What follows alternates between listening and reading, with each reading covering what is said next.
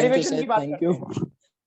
हाँ देखिए बेटा, अब डेरिवेशन की बात करते हैं।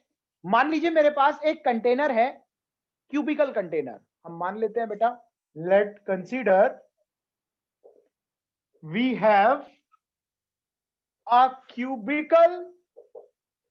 cubical container having वॉल्यूम कितना है बेटा, V, वॉल्यूम है V। एक cubical container having volume V centimetre, या V कुछ भी मान लो, contained n number of molecule, इसके अंदर n नंबर ऑफ मॉलिक्यूल्स है बेटा।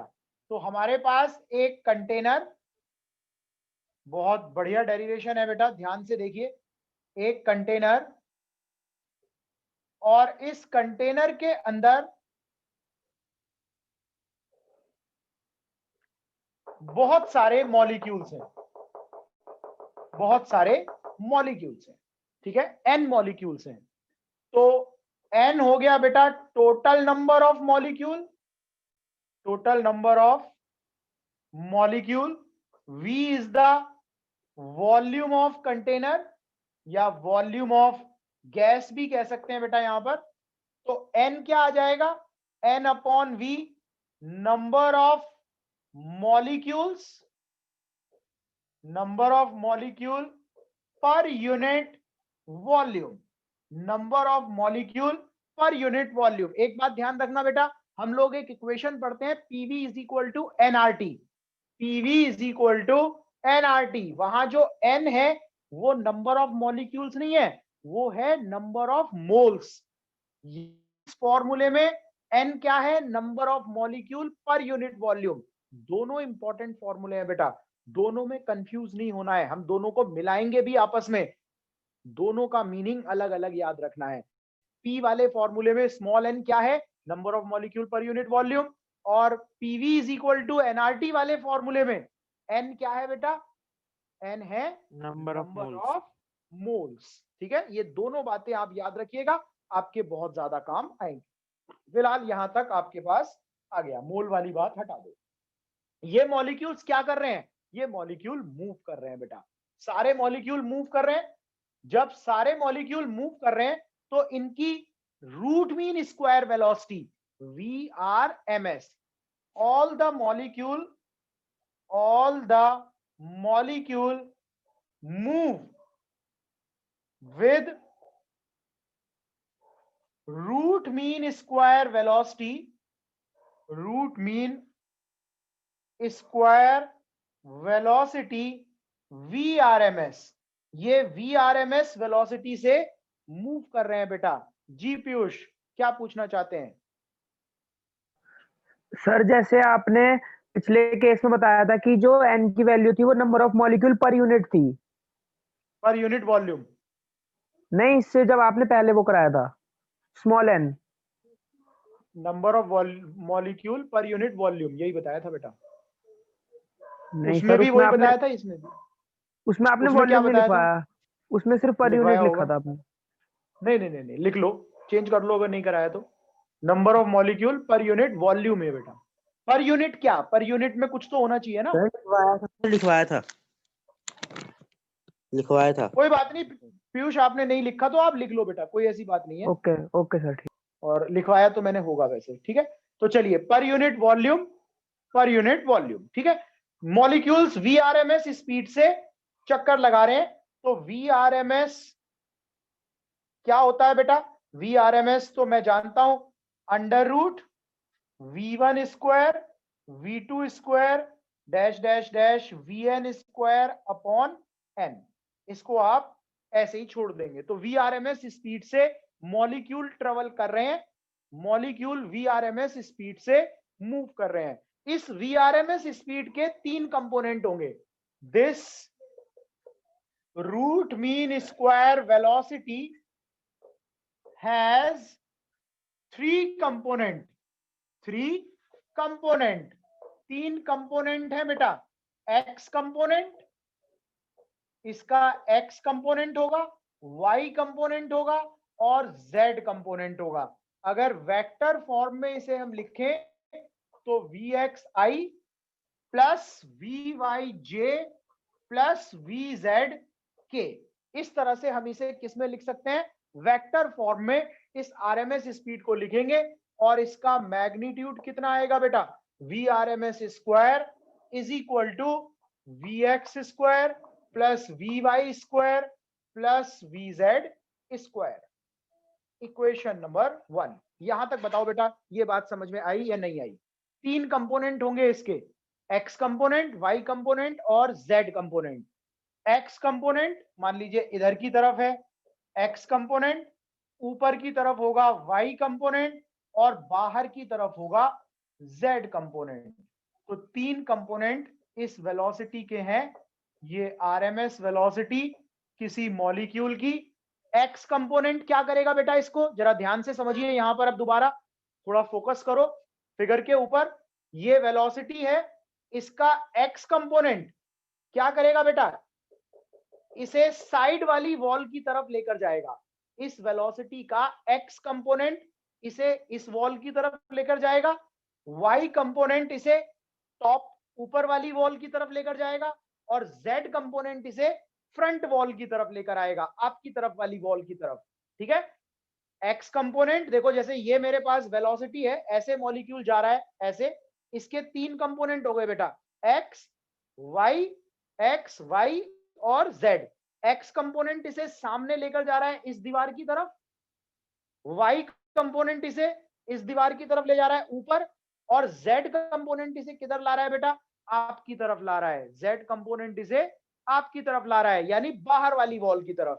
तो 3 कंपोनेंट किसी वेलोसिटी के, और इसकी वेलोसिटी को हम किस तरह से लिख देंगे, इसकी वेलोसिटी को हम लिख सकते हैं vx i plus vyj plus vzk vector form में, और vx square equal to vx square plus vy square plus vz square. ये बात बताओ बेटा, किसको समझ में नहीं आ रही है? आ गई सर। फटाफट से बताइए, आ गई? अच्छा एक बात और बताओ बेटा, इन तीनों में से कौन सा कंपोनेंट बड़ा होगा, x y या z? कौन सा कंपोनेंट बड़ा होगा, या तीनों कंपोनेंट बराबर होंगे? बराबर होंगे सर। आई थिंक बराबर होंगे। बराबर होंगे, बराबर होंगे। पता है इससे, पता है अगर ये बराबर नहीं होते तो क्या होता?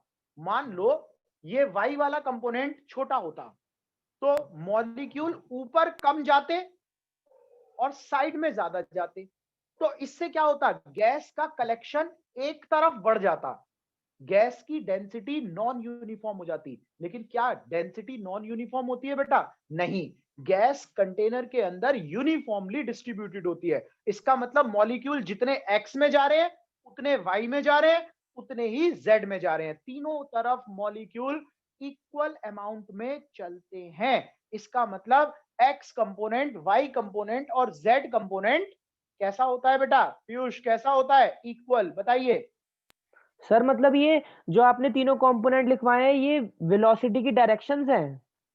हाँ, वेलोसिटी की 3 पॉसिबल डायरेक्शन है, x y और z। अच्छा ठीक है, ठीक है, तो हम यहां क्या कहेंगे, as the density of gas is uniform, density of gas is uniform, so x component equal to y component equal to z component, तीनों कंपोनेंट आपस में बराबर होंगे। Therefore Vrms square is equal to 3 time of x component, तीनों को बराबर कर दिया बेटा, तो vx square vx square vx square, तो vx स्क्वायर की वैल्यू आ जाएगी Vrms स्क्वायर बाय 3।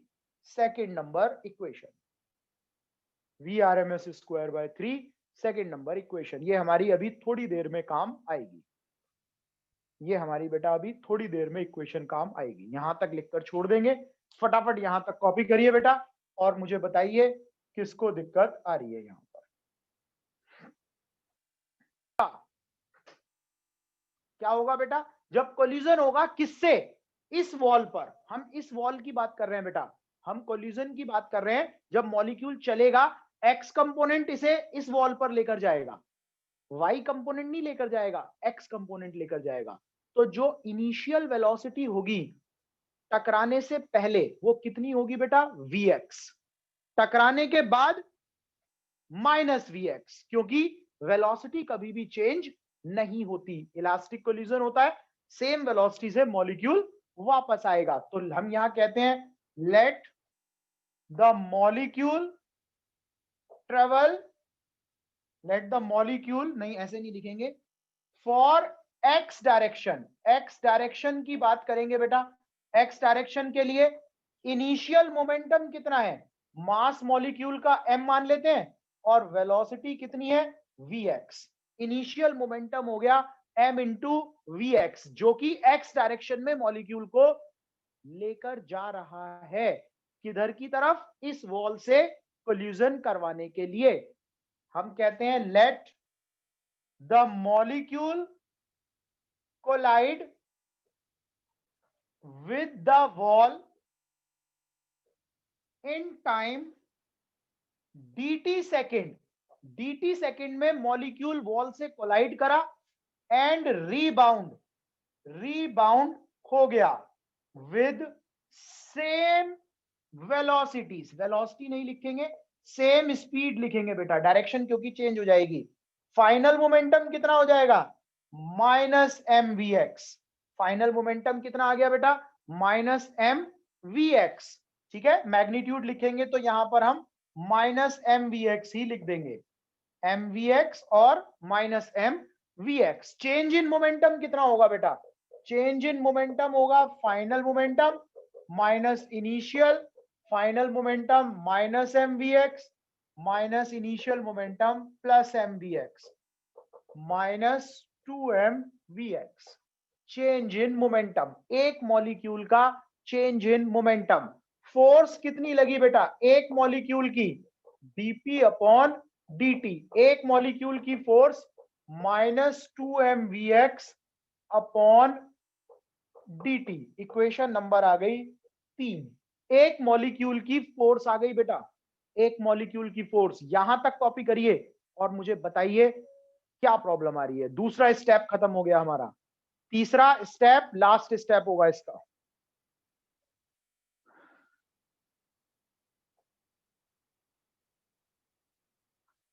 कितने मॉलिक्यूल का फोर्स है, जरा मुझे बताइए, ये फोर्स कितने मॉलिक्यूल ने लगाया है, कितने मॉलिक्यूल ने लगाया है, एक मॉलिक्यूल ने। नहीं नहीं नहीं नहीं नहीं नहीं, एक, ये सिंगल मॉलिक्यूल का फोर्स है। मोमेंटम देखो, एक ही मॉलिक्यूल का मोमेंटम ही तो लिया है मैंने, एक मॉलिक्यूल का मास इनटू एक मॉलिक्यूल की वेलोसिटी, एक मॉलिक्यूल का फोर्स है। अगर मुझे टोटल फोर्स निकालना हो तो मैं किससे मल्टीप्लाई करूंगा बेटा, यहां पर टोटल फोर्स निकालना हो, नंबर ऑफ मॉलिक्यूल्स, कितने मॉलिक्यूल्स से मल्टीप्लाई करूं, क्या सारे मॉलिक्यूल्स से मल्टीप्लाई कर दूं, क्या dt टाइम में सारे मॉलिक्यूल एक साथ टक्कर लगा रहे हैं, सर वो सिर्फ एक्स डायरेक्शन में है। ये तो अलग अलग टक्कर लगा रहे होंगे ना बेटा, कुछ पहले लगाएंगे, कुछ थोड़ी देर बाद, फिर कुछ और उसके बाद, एक साथ तो सारे मॉलिक्यूल टकरा नहीं रहे।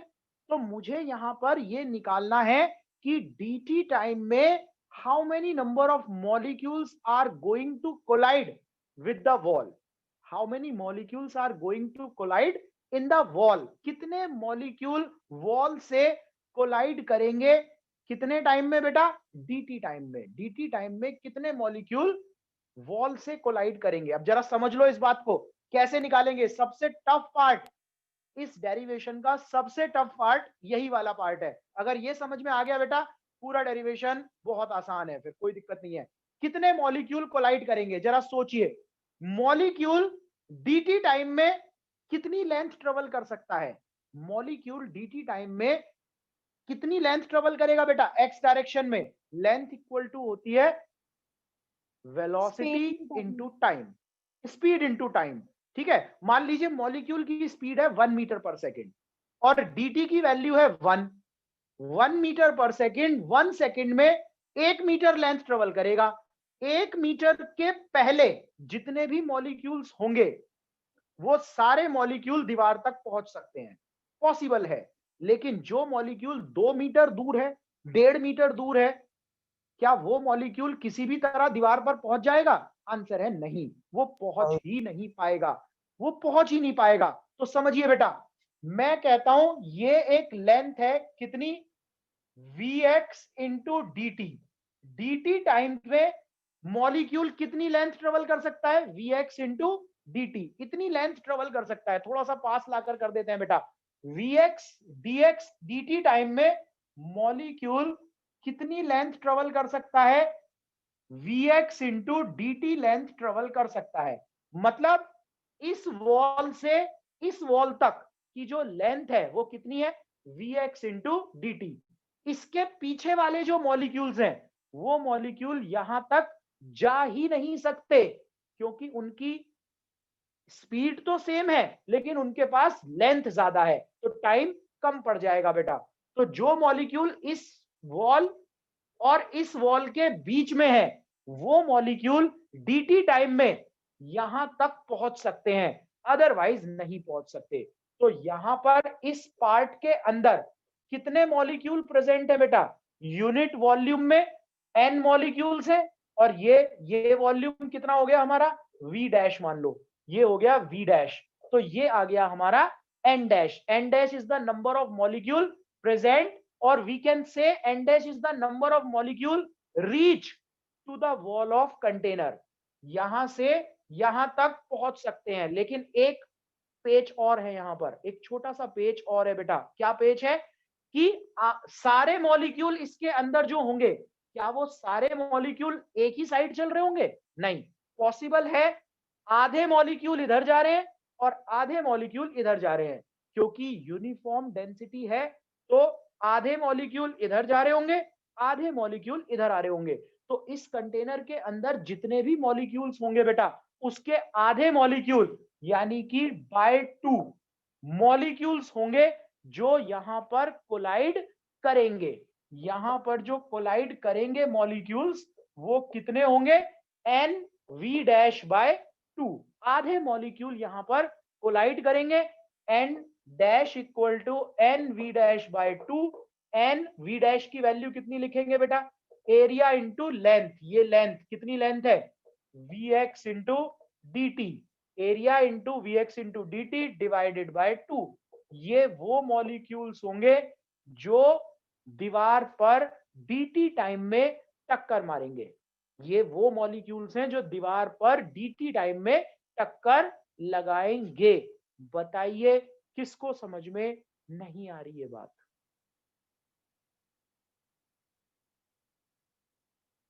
सर जी बेटा। हाँ, सर एक बार जो आपने राइट साइड में करा है एंड वी डैश वाला वो एक बार समझा दीजिए। मैं समझा रहा हूं, दोबारा समझा रहा हूं मैं, कोई बात नहीं। देखो, मैंने आपको क्या बताया बेटा? मैंने आपको ये बताया कि मान लीजिए dt टाइम, dt एक फिक्स टाइम होगा ना कुछ, dt टाइम में मॉलिक्यूल्स एक लेंथ ट्रेवल कर सकते हैं, एक लेंथ ट्रेवल कर सकते हैं, उससे ज्यादा लेंथ नहीं ट्रेवल कर सकते। ठीक है? तो अगर मान लीजिए यहां पर dt टाइम में मॉलिक्यूल को पहुंचना है, तो कितने मॉलिक्यूल यहां पर dt टाइम में पहुंच पाएंगे? वो मॉलिक्यूल जिनकी लेंथ है Vx इंटू dt, ये एक लेंथ है x नॉट।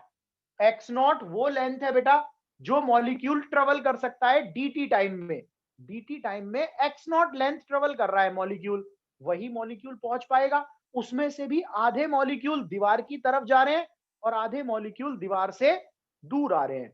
तो जो आधे मॉलिक्यूल है जो दीवार की तरफ जा रहे हैं, वही मॉलिक्यूल दीवार पर टक्कर मारेंगे dt टाइम में। तो हम यहां क्या करेंगे बेटा? थोड़ा सा मैं इसको डिटेल में कर देता हूं। समझा एक मिनट दीजिए रुक जाओ, मैं हैं, सर, एक बार दोबारा दोबारा बोलो समझा बेटा। दीजिए। मैं आराम से लिखकर समझा रहा हूं बेटा, मैं देखो आराम से लिखकर समझाऊंगा, आप इसको अभी समझिए। थोड़ा सा टफ है लेकिन आ जाएगा बेटा समझ में, कोई ऐसी दिक्कत नहीं है। सारी रात है हमारे पास, चिंता मत करो, लगे रहेंगे आज जब तक नहीं आएगा समझ में। देखो, तो मैंने आपसे क्या कहा कि मुझे वो नंबर ऑफ मॉलिक्यूल्स निकालने हैं बेटा जो कि दीवार से dt टाइम में टकराएंगे, क्योंकि टक्कर कितनी देर के लिए हो रही है? टक्कर dt टाइम के लिए हो रही है, टक्कर हमेशा के लिए नहीं हो रही है। for small time dt the molecule collide. During that time how many other number of molecules are going to collide? That number has to be find out. क्या है बेटा वो नंबर? तो मैं आपसे कहूंगा length travel by molecule in time dt. कितनी length travel हुई बेटा? इसे लिख लो आप x naught. x naught length travel हुई तो number of electron collide, electron नहीं molecule, molecule collide with the wall is equal to कितना होगा बेटा? n into v dash, n into v dash divided by 2. 2 क्यों किया?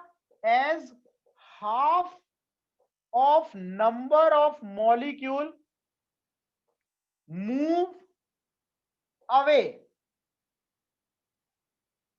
from the wall, away from the wall, wall से दूर जा रहे हैं बेटा.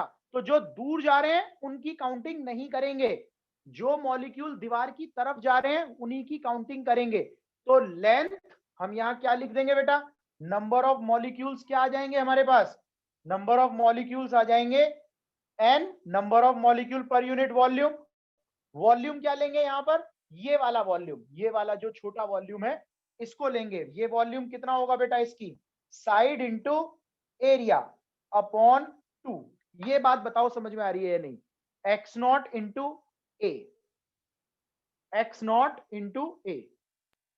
Yes sir. ए कहाँ से आया? अरे वॉल्यूम क्या होता है बेटा? लेंथ इंटू एरिया होता है ना. Yes sir. तो वॉल्यूम जो है ये वॉल्यूम ही तो है, x naught into a. x naught की वैल्यू क्या ले लेंगे? x नॉट की वैल्यू लेंगे vx into D t into a upon 2. ये आ गए बेटा नंबर ऑफ मॉलिक्यूल जो कि टक्कर लगाएंगे dt टाइम के अंदर. dt टाइम के अंदर जो मॉलिक्यूल vx dt कैसे आया था? मतलब एक बार फिर से बता दीजिए. शायद स्पीड इनटू टाइम आप कुछ कह रहे थे ना. एक मिनट vx dt कैसे आया? देखो मैं ये कहने की कोशिश कर रहा हूं आपसे कि जो मॉलिक्यूल्स हैं, देखो बेटा मान लो मुझे मेरे पास एक फिक्स टाइम है, dt टाइम में मॉलिक्यूल निकालने हैं. मेरे पास फिक्स टाइम है dt टाइम में मॉलिक्यूल एक लेंथ ट्रेवल कर पाएंगे क्योंकि उसकी एक फिक्स वेलोसिटी है. मान लो मैं आपसे कहूं कि आप 1 सेकंड में कितना तेज चल सकते हो, आपकी स्पीड है 5 मीटर पर सेकंड, तो आप 1 सेकंड में कितना तेज चल सकते हो बेटा? 5 मीटर. इससे ज्यादा तो तेज नहीं चल सकते ना. तो 1 सेकंड में आप 5 मीटर तेज चल सकते हो. तो जो स्टूडेंट दीवार से 5 मीटर से कम दूरी पर हैं वो स्टूडेंट दीवार तक पहुंच जाएंगे. लेकिन जो 5 से ज्यादा दूरी पर है, क्या वो मॉलिक्यूल, वो पर्सन दीवार तक पहुंच पाएंगे? नहीं पहुंच पाएंगे. नहीं पहुंच पाएंगे ना भाई. एक कमरे के अंदर मान लीजिए 20 स्टूडेंट बैठे हैं, 20 स्टूडेंट पढ़ाई कर रहे हैं. मैंने सबसे कहा कि आप 5 मीटर की स्पीड से दौड़िए, 1 सेकंड में दीवार टच करनी है. तो जो स्टूडेंट दीवार से 5 मीटर से कम डिस्टेंस पर होंगे या 5 पर होंगे वो तो दीवार तक पहुंच जाएंगे, लेकिन जो ज्यादा पर होंगे वो दीवार पर नहीं पहुंच पाएंगे. तो जो टक्कर लगा पाएंगे दीवार पर वो कितने मॉलिक्यूल लगा पाएंगे? Velocity into time, vx into dt. vx into dt molecule दीवार तक पहुंच पाएंगे, उसके अलावा नहीं पहुंच पाएंगे. लेकिन इसमें भी एक प्रॉब्लम है कि जो मॉलिक्यूल दीवार की तरफ दौड़ेंगे वो तो पहुंच जाएंगे, लेकिन जो दीवार से दूर दौड़ेंगे वो नहीं पहुंच पाएंगे. भाई अगर दौड़ना तो इधर था, दौड़े इधर, तो क्या ये पहुंच पाएंगे? आंसर है नहीं पहुंच पाएंगे. तो जब वो नहीं पहुंच पाएंगे बेटा तो उनकी काउंटिंग नहीं करेंगे. तो यहां पर मैंने क्या कर दिया? x नॉट को क्या लिख लिया? वेलोसिटी इंटू टाइम, एरिया से मल्टीप्लाई कर दी तो वॉल्यूम आ गया. यूनिट वॉल्यूम में n थे, इससे मल्टीप्लाई कर दिया, टोटल नंबर आ गया, 2 से डिवाइड कर दिया. तो आपके पास क्या मिल गया? Number of volumes, the number of molecule going to collide with the wall of container. अब बताओ। सर ये तो खाली अभी एक्स डायरेक्शन की तरफ की बात करी है ना हमने। एक्स की बात करिए, लेकिन मुझे तो प्रेशर इस वॉल पर निकालना है ना। प्रेशर तो पर यूनिट एरिया होता है ना। अच्छा अच्छा हाँ। प्रेशर सभी दीवार पर नहीं निकालना आपको। प्रेशर किस पर निकालना है? एक दीवार पर ही तो निकालना है, पर यूनिट एरिया पर। Yes sir. तो और उस पर रेस्पॉन्सिबल कौन है? एक्स। वाई रेस्पॉन्सिबल ही नहीं है। वाई तो रेस्पॉन्सिबल ही नहीं है बेटा, हाँ हाँ जी सर। है ना। तो एक्स की बात करेंगे। तो टोटल फोर्स कितना आ गया हमारे पास? टोटल फोर्स आ गया N V X D T A upon 2। ये तो नंबर ऑफ मॉलिक्यूल्स हो गए, multiply by -2mvx upon dt। -2mvx upon dt। dt से dt कट जाएगा बेटा यहां पर, और एरिया नीचे आ गया। टोटल फोर्स अपॉन एरिया, 1 और 2 से 2 भी कट जाएगा यहां पर। तो यहां पर माइनस माइनस साइन तो डायरेक्शन दिखा रहा है, इसको छोड़ देंगे। तो आपके पास आ जाएगा N M V X square, N M V X square. और फोर्स अपॉन एरिया क्या है बेटा? Pressure, N M V X square. यहां तक बताइए क्या प्रॉब्लम आ रही है? गुनगुन बताएं बेटा। सर आपने जैसे अभी बताया था कि हाफ हाफ मॉलिक्यूल्स दूसरे डायरेक्शन में मूव करेंगे और हाफ टुवर्ड्स वॉल मूव करेंगे। पर हाँ। ऐसा भी तो हो सकता है कि जो हमने वॉल्यूम लिया है उस वॉल्यूम में जो वॉल की तरफ जा रहे हैं वो ज्यादा मॉलिक्यूल्स हों। नहीं नहीं, ऐसा नहीं हो सकता बेटा। ऐसा क्यों नहीं हो सकता, मैं बताता हूं। क्योंकि हमने ये कहा है, या हमने नहीं कहा है, ये ऐसा होता है कि डेंसिटी जो होती है ना कंटेनर के अंदर, वो हमेशा कैसी होती है बेटा? इक्वल होती है। गैस की डेंसिटी इक्वल होती है। मतलब number of molecule per unit volume, जितने इधर हैं उतने ही इधर हैं, उतने ही ऊपर हैं, उतने ही नीचे हैं, उतने ही आगे हैं, उतने ही पीछे हैं। तो इसका मतलब जो एवरेज डिस्प्लेसमेंट है वो हर जगह कैसी है? सेम है। तो हर जगह डिस्प्लेसमेंट सेम है, तो इसका मतलब क्या है? जितने आ रहे होंगे उतने जा रहे होंगे, तभी तो ऐसा पॉसिबल है। जी शाश्वत। सर ये मल्टीप्लाई क्यों हुआ है ना, मुझे यही यही समझ में नहीं आया, टोटल मल्टीप्लाई में क्यों हुआ। इसलिए हुआ बेटा कि ये जो फोर्स हमने निकाला, ये कितने मॉलिक्यूल का फोर्स था? ये वाला एक्स के जो वो एक ये मॉलिक्यूल का एक्स डायरेक्शन में एक मॉलिक्यूल का फोर्स था। फोर्स था। dt टाइम में एक मॉलिक्यूल ने इस दीवार पर जो फोर्स लगाया। लेकिन आप मुझे बताइए, क्या dt टाइम में एक ही मॉलिक्यूल टकरा रहा है? नो नहीं सर। ना, एक तो नहीं टकरा रहा। क्या सारे मॉलिक्यूल टकरा रहे हैं? नहीं, नहीं। सारे भी नहीं टकरा रहे हैं और एक भी नहीं टकरा रहा है। यानी कि कुछ मॉलिक्यूल्स होंगे, जैसे अगर 1000 मॉलिक्यूल्स हैं तो 1000 में से मान लो 100, 50, 200, 300 मॉलिक्यूल्स होंगे जो टक्कर लगा रहे होंगे। ठीक है। अब वो यस सर। मॉलिक्यूल कौन है, कितने हैं, ये मुझे कैलकुलेट करना है। तो ये मैंने कैसे कैलकुलेट करा? मैंने देखा dt टाइम, टाइम तो फिक्स है, वेलोसिटी भी फिक्स है। तो एक लेंथ है जो यहां पर ट्रेवल हो पाएंगे, दीवार तक पहुंच पाएंगे। उस लेंथ से ज्यादा वाली लेंथ के मॉलिक्यूल आगे नहीं आ पाते। कोशिश करने के बाद भी दीवार तक नहीं पहुंच पाएंगे। जब पहुंचेंगे नहीं तो टक्कर कैसे होगी? ठीक है, पहुंचेंगे नहीं तो टक्कर कैसे होगी? तो जो मॉलिक्यूल इस वॉल से पहले हैं, इधर हैं, उन मॉलिक्यूल्स को तो छोड़ दो, इधर वाले मॉलिक्यूल्स लेने हैं। और उसमें भी आधे मॉलिक्यूल प्रिडिक्टेड हैं पॉजिटिव एक्स में जा रहे होंगे, और आधे मॉलिक्यूल नेगेटिव एक्स में जा रहे होंगे। तो जो मॉलिक्यूल यहां इस छोटे कंटेनर में है, उसका आधा मुझे क्या करना है बेटा? नंबर ऑफ मॉलिक्यूल्स लेने हैं। वही मॉलिक्यूल्स हैं जो dt टाइम में कोलाइड करेंगे। उन्हीं मॉलिक्यूल की मल्टीप्लाई हम एक मॉलिक्यूल के फोर्स से करेंगे। ओके सर, आगे समझ में, बताइए, आगे समझ में। आ गया? तो ये हमने निकाल लिया। v, ये तो लेंथ हो गई बेटा, vx इंटू डी टी, ये लेंथ हो गई। और ये एरिया हो गया, और एरिया इंटू लेंथ हो गया volume. Number of unit volume से मल्टीप्लाई कर दिया, 2 से डिवाइड कर दिया, ये आपके पास प्रेशर आ गया। और फर्स्ट इक्वेशन से जरा समझिए, from equation first, V R M S क्या था? वी एक्स स्क्वायर क्या था बेटा? VRMS square by 3, VRMS square by 3, ये हमने फर्स्ट इक्वेशन में प्रूव करा था। तो प्रेशर की वैल्यू क्या आ जाएगी, 1/3 Nm VRMS स्क्वायर। ये आ गया हमारा डेरिवेशन। देखकर बताएं बेटा इसमें कहां प्रॉब्लम हो रही है।